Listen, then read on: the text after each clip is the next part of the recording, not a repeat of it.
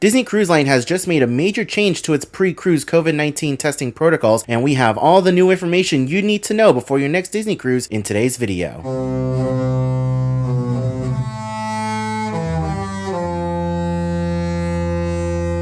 Hello everyone, thank you so much for clicking on this video. My name is Adrian and welcome back to the channel. Today we're going to be talking about the new changes to Disney Cruise Line's COVID-19 pre-cruise testing protocols. Now just yesterday on May 17th, the Disney Cruise Line website updated its Know Before You Go page. And in this update, we got to look at what you guys can expect for pre-cruise testing starting on June 7th, 2022. We're not going to waste any time here today, guys. Let's go ahead and head on over to the Disney Cruise Line website and take a look at the Know Before You Go page. It states here that fully vaccinated guests on sailings departing the US and Canadian ports on or after June 7, 2022 must provide proof of a negative COVID-19 test result paid for by the guest taken no more than 2 days before setting sail to be exempt from embarkation testing at the terminal. Pre-trip test results must be uploaded to the Safe Passage website by midnight prior to embarkation day. The test must be a rapid antigen test professionally observed by a medical professional or telehealth provider, a nucleic acid amplification test, a rapid PCR test, or a lab-based PCR test. Completing pre-trip testing prior to embarkation day enhances the efficiency of boarding and confirms that you are negative for COVID-19 prior to traveling to the terminal. Guests can purchase COVID-19 tests through our third-party vendor, Inspired Diagnostics, or obtain a test from any independent testing supplier. Beginning on June 7, 2022, fully vaccinated guests who do not upload a pre-trip test result to the Safe Passage website by midnight prior to embarkation day will be tested at the terminal before boarding and will be charged for the cost of the test. The cost of embarkation tests for fully vaccinated guests will be $74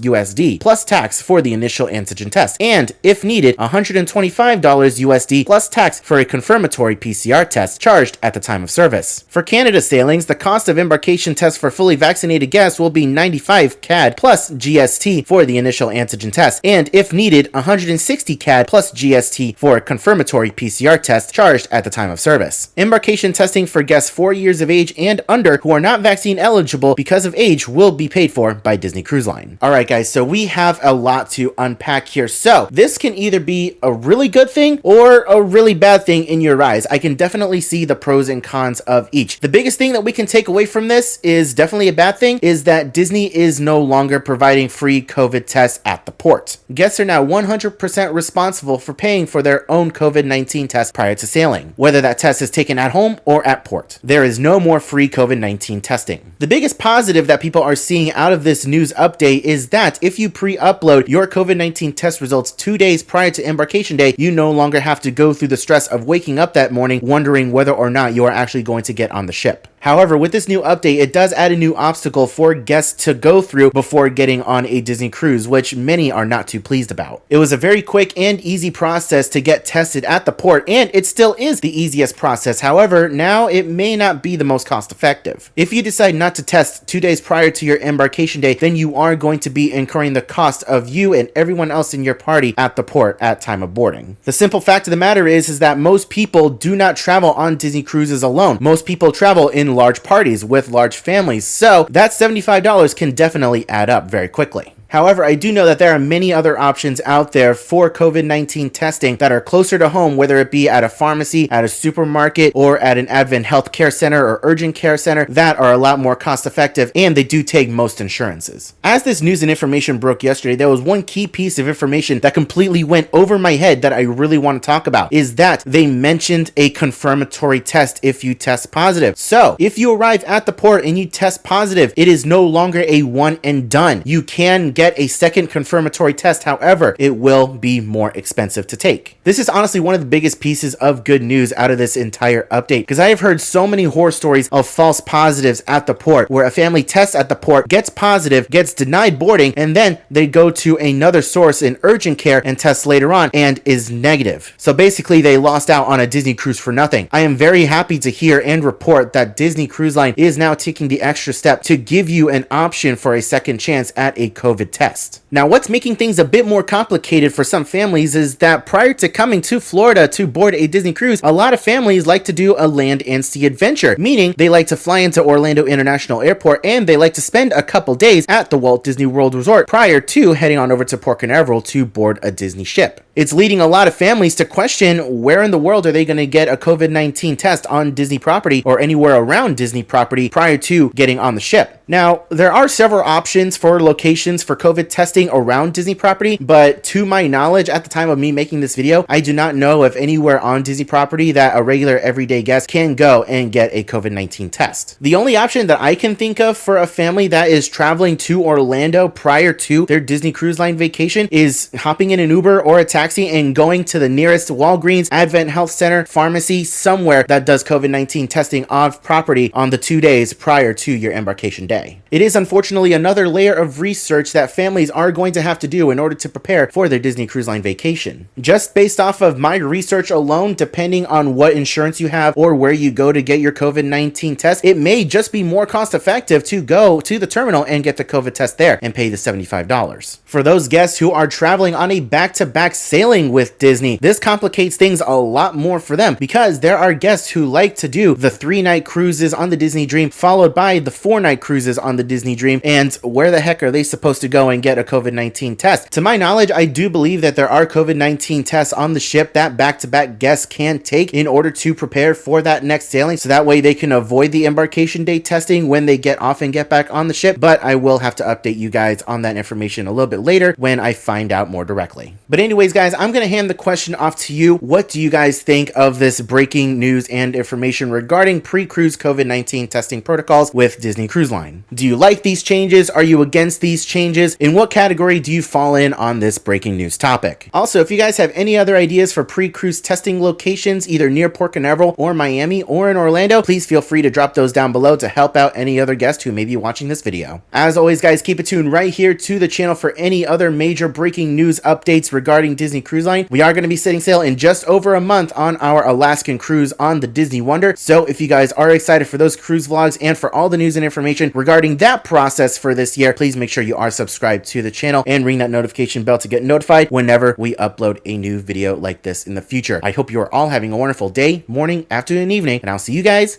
in the next video.